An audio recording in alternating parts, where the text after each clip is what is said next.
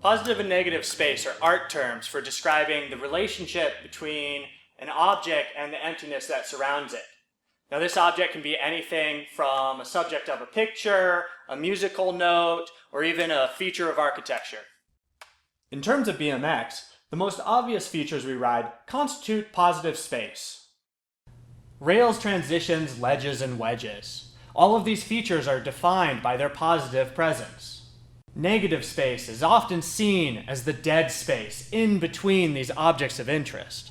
In mainstream street, these spaces are usually filled with either pedaling, some hop, bar spin, tail whip, 360 variation, or just unengaged waiting.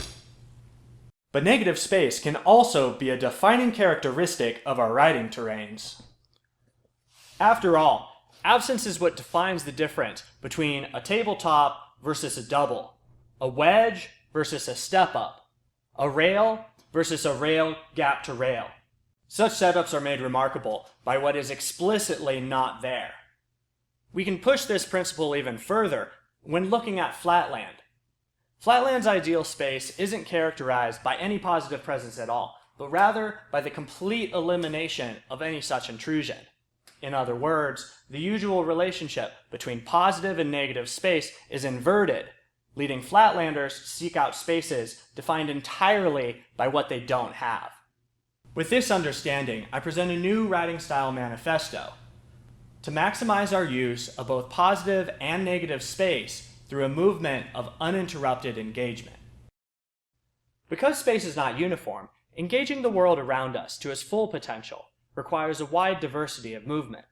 Already established styles are important to understand for two reasons. First and most obviously, they provide us with a body of physical technique. Just as importantly, however, each style has its own way of conceptualizing space. Consider this scene. To the average pedestrian, this probably looks like a bench to sit on. To a street rider, that bench probably looks like a ledge to grind.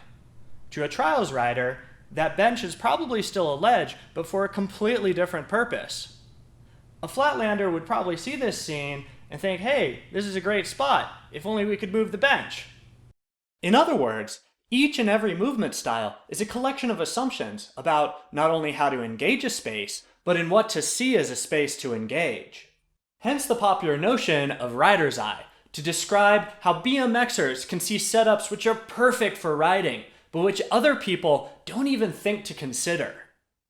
The implication of this is that in order for new styles to emerge, we have to question not only how we ride, but how we see.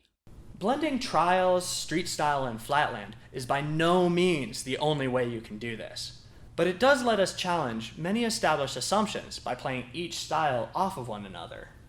Where street style tends to move in parallel with ledges and rails, trials tends to move perpendicularly. Where street style sees flat open spaces as empty, flatland ignores an entire dimension. Where flatland focuses on the relationship between body and bike, trials focuses on the complexities of terrain. Applying the flatland paradigm of linking to both three-dimensional space and the use of multiple styles, this hybridization allows for what I believe to be a fantastically fun and full utilization of the world around me. I hope you enjoyed.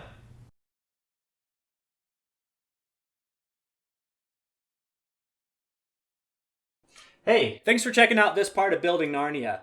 The aim of this project is to understand where BMX has come from, engage its current context, and create positive change for the future.